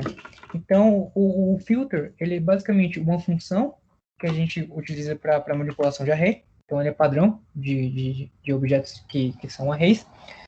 E ele serve para a gente reduzir o array baseado em determinada condição. Então, realmente, ele vai filtrar o array e vai retornar um novo array filtrado. E aí, esse filter, ele espera como qualquer tipo de função de array, ele passa um callback para a gente, que vai retornar para cada iteração um objeto com um item, né, que ele está executando no momento. Então, imagina que aqui a gente tem 2 itens, né, até então. Tem mais, porque a gente criou mais, né. Mas aqui, por exemplo, ele vai passar um por um aqui, executando essa função que a gente passou por aqui, e aí ele vai executar a ação que a gente fez aqui, né. E aí, o que acontece? Ele espera que a gente retorne, eu ainda me adiantei aqui um pouquinho mais, ó, deixa eu voltar aqui, ó. Ele espera que a gente retorne um valor booleano. Então, para todo valor booleano que ele retornar que for true, ele vai manter dentro do nosso array, e para todo valor que for false, ele vai retirar. Então, o que vai acontecer, basicamente? Vai chegar o ID do que a gente está passando por parâmetro aqui para a rota delete, aí esse filter vai passar item por item dentro do nosso array de restaurante e comparar o ID do restaurante com o ID que a gente mandou.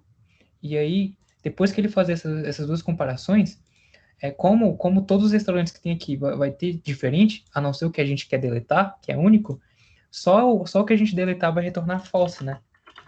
Porque eles vão ser iguais, né? Lembrando que a gente está fazendo uma comparação de diferença aqui, né? A gente quer quem é diferente, né? Então, os diferentes vão retornar true. E aí, o que for igual vai retornar false. E aí, ele vai remover desse array. E aí, vai retornar para a gente um novo array reduzido. Por que, por exemplo, antes eu estava usando só tipo, em uma linha só, né? Porque o JavaScript, para esse tipo de função, permite que a gente faça uma redução, né? Então, isso aqui, a mesma coisa de eu fazer isso aqui, ó, tá vendo? E aí eu posso fazer umas manipulações aqui porque eu sou preguiçoso e gosto de escrever pouco. Então, já que o JavaScript permite, então o que eu faço? Ele dá a opção, se você tem só um argumento aqui dentro desse callback, utilizando só um argumento, eu posso tirar os parênteses aqui da função. E aí, se eu estou retornando só uma linha, eu ainda posso ir além e aí fazer isso aqui, ó. E botar a setinha e o que vai retornar. E tudo que tem aqui dentro vai ser retornado dentro desse negócio. Então, como o retorno aqui vai ser sempre booleano, lembrando, quando ele for false, aí ele vai retirar de dentro do array, né? Porque ele é um filtro. Massa. Deu para entender mais ou menos, gente? Eu achei que eu falei demais, achei que me enrolei um pouco, mas espero que tenha dado para entender, né? Se alguém não conhecia o filtro, não lembrava. Tá tranquilo, tá tranquilo, tá tranquilo. Show! E aí, depois que ele retornar, depois que ele retornar isso aqui, né, pra gente, eu vou retornar um novo array de restaurante pra gente de novo. Vamos lá. Restaurants, maravilha. E aí, se eu vim aqui, agora, trocar essa rota aqui para um delete, não sei por que não troca aqui, né? Engraçado. Pegar essa mesma rota, que era um delete agora. Só que agora eu quero passar o ID do carinho que eu quero deletar, né? Então eu vou vir aqui no get e vou deletar esse carinha aqui, por exemplo. Beleza. Tá. Entendi. Ó, como eu resetei o servidor, que eu falei, vamos problema, né? Vamos problema. Como eu escrevi esse coisa nova aqui, quando eu salvei, ele resetou o servidor. Aí ele perdeu os dados que a gente já tinha salvo. Por isso que ele retornou só 2. Então eu vou ter que criar só mais um aqui, né? Então eu vou criar de novo o Nets. Deixa eu ver se eu ver se o Nets que tá aqui. Cadê o... aqui. Tá. Criar de novo aqui com o Nets. Show. Ele retornou aqui os 3, né? Maravilha. Ó, só para confirmar. Ó. Vou retornar aqui. Agora ele retornou 1, 2, 3. Vou pegar o ID do Nerds aqui. Eu vou excluir ele aqui. Então, eu vou colocar aqui para ele ser excluído. Beleza? Ele retornou tudo ou ele não achou? Deixa eu ver uma coisa aqui. Deixa eu ver. Talvez ele tenha passando aqui. Calma aí. eu só ver uma coisa aqui, rapidão. Eu acho que ele vai passar como string. Vou ter que fazer passe pra int. Antes de comparar, porque eu tô querendo como inteiro. Provavelmente. Deixa eu ver aqui rapidão de novo. Aí ele vai perder, calma aí. Vou criar aqui de novo. Vou pegar esse ID aqui. É um delete, né? Não sei que eu tô pegando errado o trem. Só dar um log aqui rapidinho, gente. Aí ele vai mostrar como. Deixa eu ver o type pra ver aqui.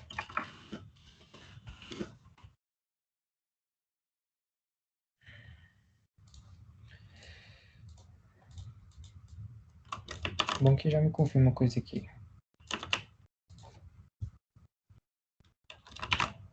String. É isso aí, tá bom. O que acontece, gente? Por padrão, você tá vendo que eu criei aqui o ID como sendo número, né? O math.random, ele retorna um número.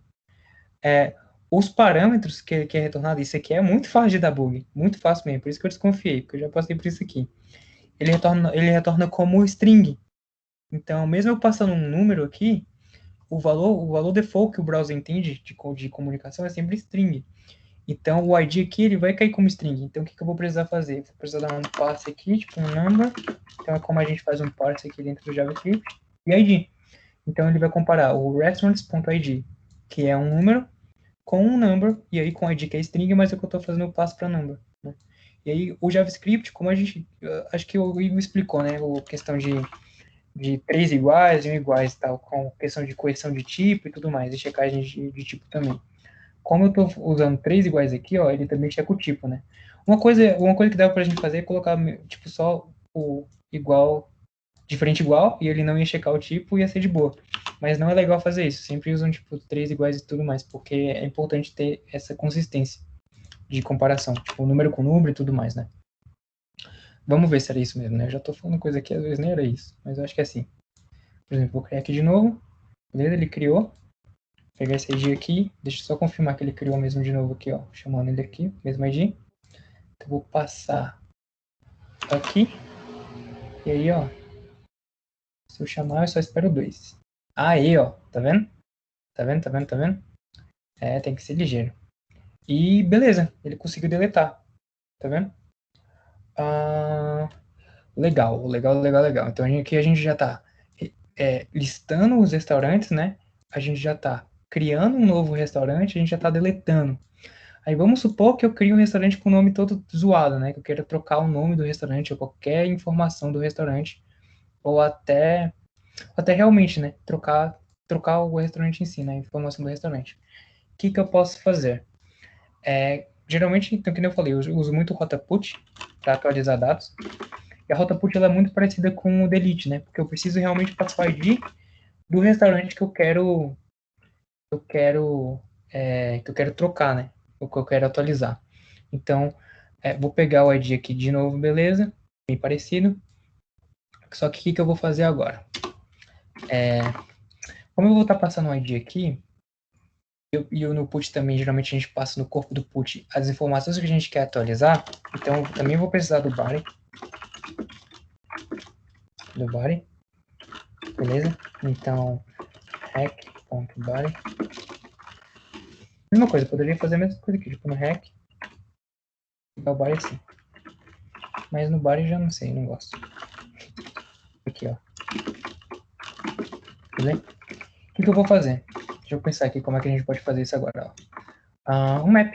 Map é massa. É bom que a gente pratica de novo o JavaScript, ó. Beleza. O que acontece? Eu posso pegar o restaurante aqui que a gente está usando. Aqui, beleza? E aí, o que eu vou fazer? No restaurant, eu vou passar o map. E aí, se lembra do map que ele altera. O map é uma função também de array, que nem eu citei. Só que ele não reduz o tamanho do array nem nada. Ele só faz alguma alteração em algum item do array, entendeu? Então ele retorna um novo array, certo? Então, beleza. O que eu vou fazer no map? Eu vou retornar, né, todos os restaurantes aqui. Então, no final, ele sempre tem que retornar o item para ele poder criar um novo array. Só que, se algum desses restaurantes aqui, ó, aí eu vou pegar essa mesma lógica aqui, o ID for igual ao ID do carinha que ele está querendo retornar, esse item aqui vai ser diferente. Então, esse item aqui, esse restaurant aqui que a gente tem, ele vai ser ele com todos os dados que ele tem. E eu vou matar esse meu teclado aqui, esse meu VS Code que tá colocando aqui. Mas ele também vai colocar todos os dados que ele tem no body. Porque seriam os dados novos que ele está alterando. Como é que vai funcionar isso aqui, gente? Vamos lá. Deixa eu destrinchar um pouquinho mais, porque eu entendo que isso aqui pode ser um pouquinho complexo. Quando ele mandar, então o body aqui ele vai ser um objeto, né? Com alguns itens que a pessoa pode querer trocar dentro do nosso array. Então pode ser um name, pode querer trocar um name e tal.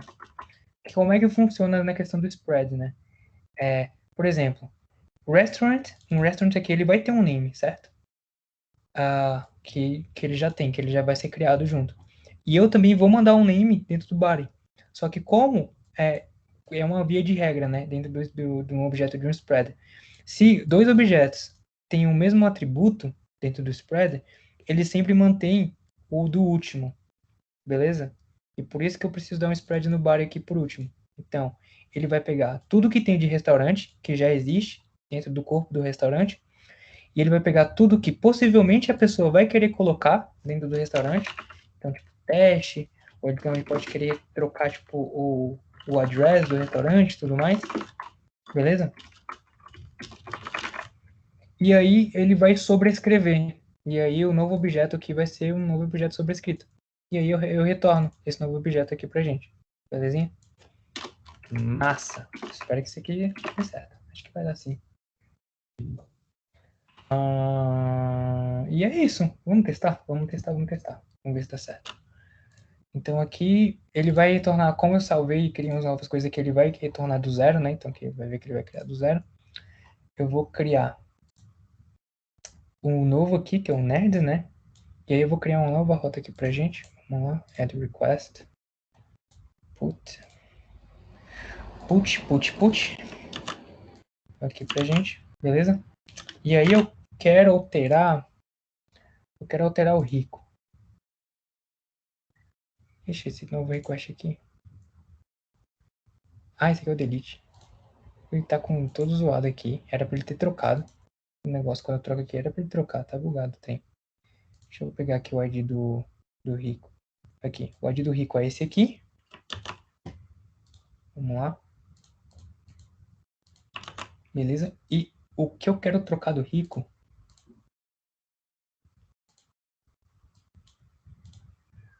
Cadê? JSON? Esse é o nome dele. Eu vou chamar ele de rico Bug, em vez de só rico.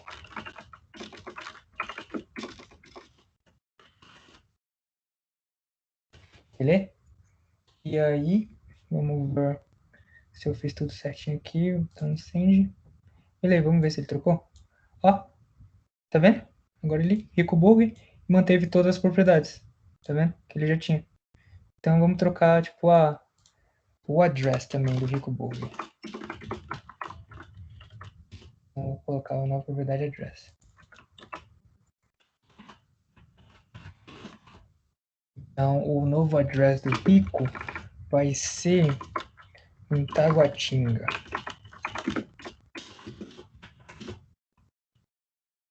Save. Address Taguatinga. Belezinha? Então, gente, vamos ver. A gente passou no post, passou num patch, já fazendo todas as alterações, né? E tudo mais.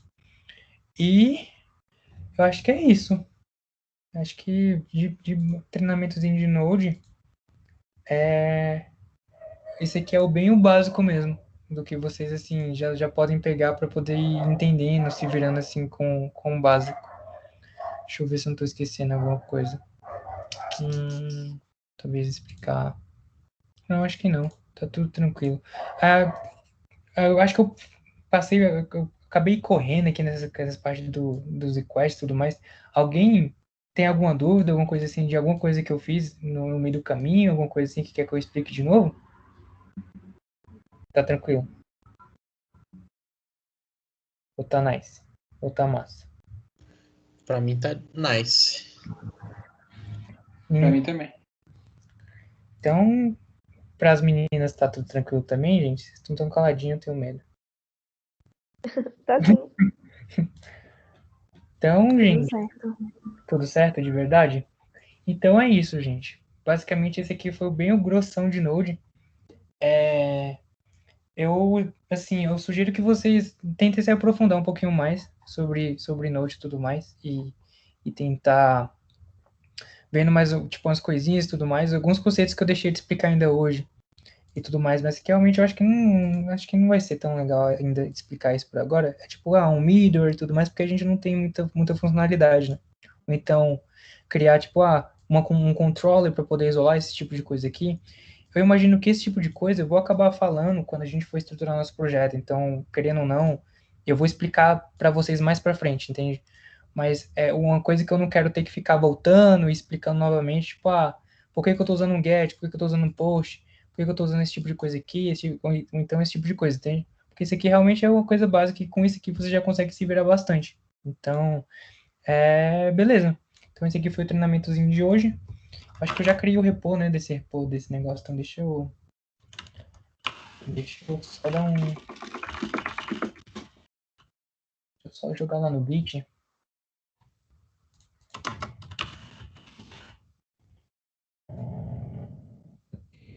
Node, nossa.